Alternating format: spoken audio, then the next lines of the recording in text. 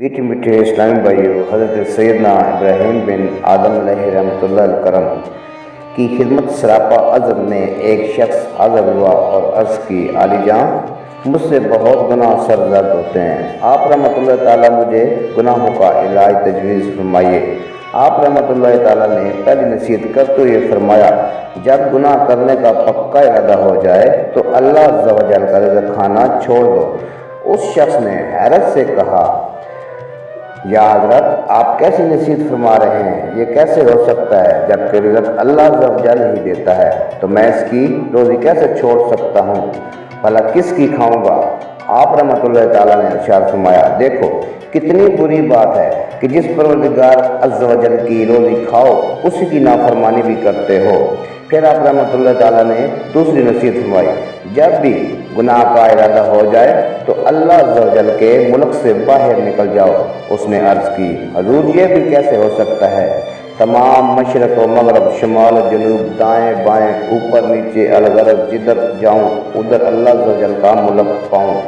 اللہ عز و جل کے ملک سے باہر نکلنے کی کوئی صورت ہی نہیں۔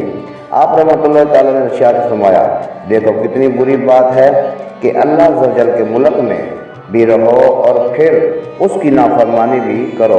تیسری نصیحت آپ رحمۃ اللہ تعالیٰ نے یہ ارشاد فرمایا، جب پختہ ارادہ ہو جائے کہ بس اب گناہ کر ہی ڈالنا ہے تو کر لو، لیکن آپ کو اتنا چھپاؤ کہ اللہ جل نہ دیکھ سکے۔ اس نے حیرت سے عرض کیا، حضور یہ کیسے ممکن ہے کہ اللہ جل مجھے دیکھ نہ سکے؟ وہ تو دلوں کے حال سے بھی باخبر ہے۔ تو آپ رحمۃ اللہ تعالیٰ نے ارشاد فرمایا، دیکھو کتنی بری بات ہے کہ جب تم اللہ جل کی سمیع و بصیر بھی تسلیم کرتے ہو اور یہ بھی یقین رکھتے ہو کہ اللہ جل ہر لمحے مجھے دیکھ رہا ہے، مگر پھر بھی گناہ کیے جا رہے ہو۔ چوتھی نصیحت یہ ارشاد فرمائی، جب ملک الموت سیدنا اسرائیل علیہ السلام تمہاری روح قبض کرنے کے لیے تشریف لائیں تو ان سے کہہ دینا کہ تھوڑی سی مہلت دے دیجیے کہ میں توبہ کر لوں۔ اس شخص نے عرض کی، حضور میری کیا اوقات اور میرے سننے کون؟ موت کا وقت مقرر ہے اور مجھے ایک لمحہ بھی مہلت نہیں مل سکے گی، فوراً میری روح قبض کر لی جائے گی۔ آپ رحمۃ اللہ تعالیٰ نے فرمایا، جب تم یہ جانتے ہو کہ میں بے اختیار ہوں اور توبہ کی مہلت حاصل نہیں کر سکتا تو فی الحال جو وقت تمہارے پاس ہے اسی کو غنیمت سمجھتے ہوئے ملک الموت سیدنا عزرائیل علیہ السلام کی تشریف آوری سے پہلے توبہ کیوں نہیں کر لیتے؟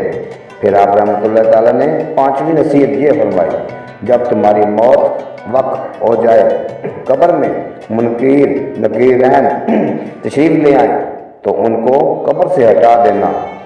اس نے عرض کی، عالی جان، یہ کیا فرما رہے ہیں؟ میں نے کیسے ہٹا سکوں گا؟ مجھ میں اتنی طاقت کہاں؟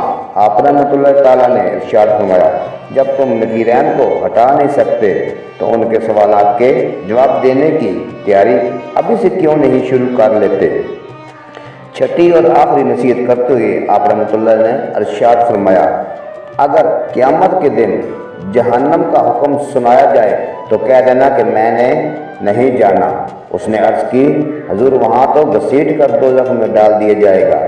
تو آپ رحمۃ اللہ تعالیٰ نے ارشاد فرمایا، جب تمہاری یہ حال ہے کہ تم اللہ جل کی روزی کھانے سے بھی باز نہیں آ سکتے، اس کے ملک سے باہر بھی نہیں نکل سکتے، اس سے نظر بھی نہیں بچا سکتے، منکرین نکیرین کو بھی نہیں ہٹا سکتے، اور جہنم کے عذاب کا اگر حکم ہو جائے تو اسے بھی نہیں ٹال سکتے، تو پھر گناہ کرنا ہی چھوڑ دو تاکہ ان تمام مصائب سے محفوظ رہ سکو۔ اس شخص پر سیدنا ابراہیم بن آدم علیہ رحمۃ اللہ الکرم کے تجویز کردہ گناہوں کے علاج کے ان 6 نصیحت آمیز مدنی پھولوں کی خوشبوؤں نے بہت اثر کیا۔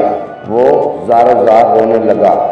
اسی وقت اس نے اپنے تمام گناہوں سے سچی توبہ کر لی۔ اور مرتے دم تک توبہ پر قائم رہا۔ میٹھی میٹھی اسلامی بھائیوں، ہمیں بھی چاہیے کہ اپنے بزرگان دین رحم اللہ کے نقش قدم پر چلتے ہوئے نیکی کی دعوت کو عام کریں۔